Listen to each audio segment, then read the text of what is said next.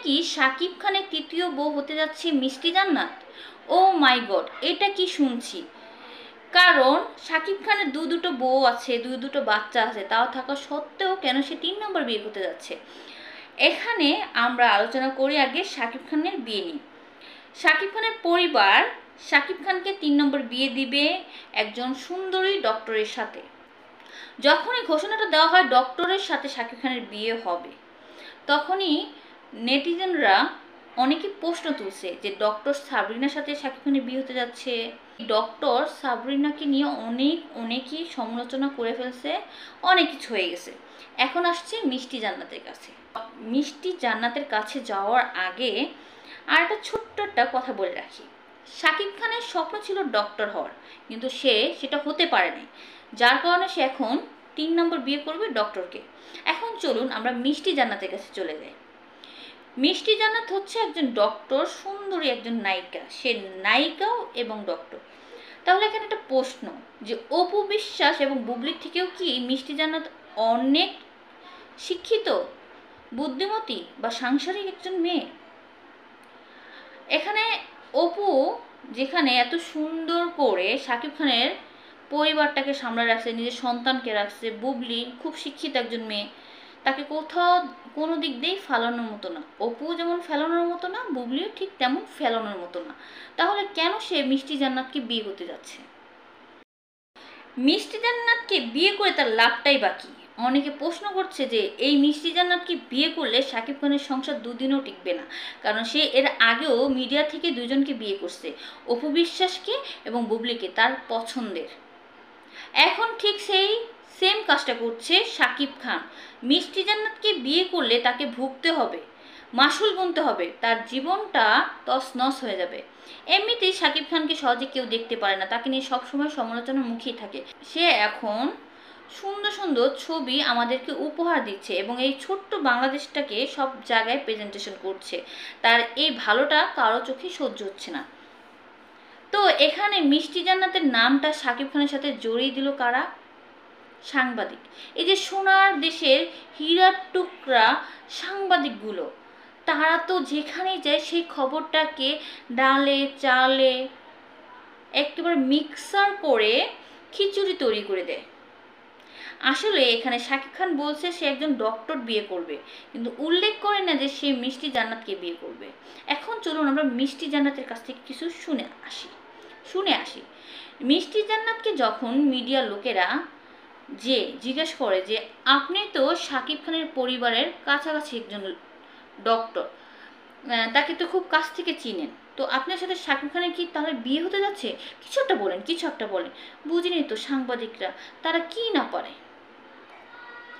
মিষ্টি জান্নাতও সুন্দর করে পাশ কাটিয়ে দিয়ে না গিয়ে সে কিন্তু শাকিব খানকে জড়াইয়া এত সুন্দর একটা প্রশ্নের উত্তর দিছে, সেটা শুনে তো আই এম তো অবাক।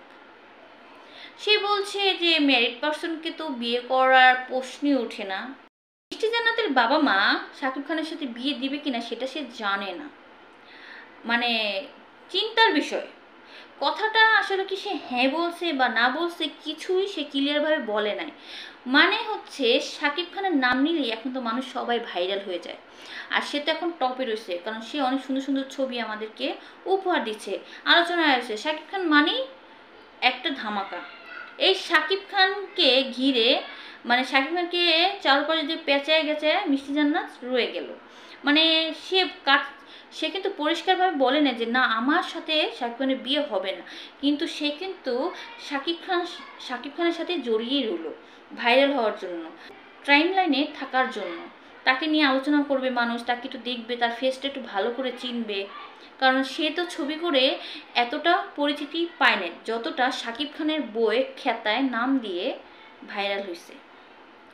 তো এখানে আর একটা কথা বলে রাখি আপনাদের উদ্দেশ্যে, মিষ্টি জান্নাত হচ্ছে ডক্টর। কিসের ডক্টর? সে হচ্ছে দাঁতের ডক্টর। আপনাদের যদি দাঁতে কারো পোকা থেকে থাকে, দাঁত যদি হলুদ হয়ে থাকে, একা বাঁকা হয়ে থাকে, তাহলে অবশ্যই মিষ্টি জান্নাতের সাথে যোগাযোগ করবেন। সে কিন্তু একজন ভালো দাঁতের ডক্টর। তো এখানে কথা হচ্ছে শাকিব খান বলছে এক, কিন্তু মানুষ সেটাকে বানায় করছে। আর হীরার টুকরা যে সাংবাদিকগুলো আছে তারা তো ডালে চালে মিশায় খিচুড়ি বানাতে ওস্তাদ। তাদের কাজই হচ্ছে এটা। মানে কোথা থেকে কি করবে না করবে আর কি করতে যে কি করে ফেলে তারা নিজেরাও জানে না। কিন্তু তাদের যে এই সুবিধাটা সাধারণ যে মানুষগুলো আছে যাদেরকে চিনে না জানে না তাদের জন্য সুবিধা।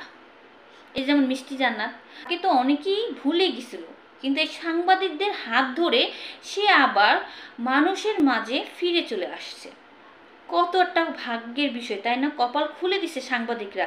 এই যে হীরার টুকরা সাংবাদিককে আমি শুধু শুধু বলছি, এই হীরার টুকরা সাংবাদিক যেখানে যায় তারা যেখানেই যাবে সোনায় সোহাগা করে দিবে। আমরা চাই শাকিব খানকে সুন্দর করে প্রেজেন্টেশন করতে, তাকে নিয়ে খারাপ সমালোচনা না করে অবশ্যই ভালো কিছু চিন্তা ভাবনা করা উচিত।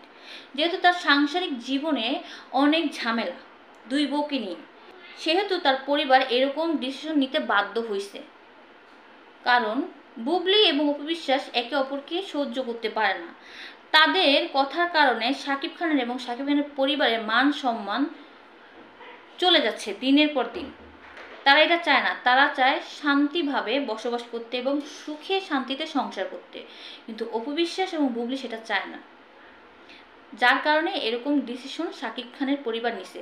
তো আপনারা আপনাদের মতামত অবশ্যই বলবেন যে এই সিদ্ধান্ত নেওয়াটা কি ঠিক হয়েছে? কমেন্ট বক্সে কমেন্ট করে দিবেন। আমার এই ভিডিওটা ভালো লাগলে বেশি বেশি করে শেয়ার করে দিবেন, আমার এই পেজটাকে ফলো করে রাখবেন, আর অবশ্যই বেল বাটনটা অন করে রাখবেন যাতে করে পরের ভিডিওটা সবার আগে দেখতে পারেন। সবাই অনেক ভালো থাকবেন, সুস্থ থাকবেন, আর অবশ্যই আমার জন্য দোয়া করবেন। আল্লাহ হাফেজ।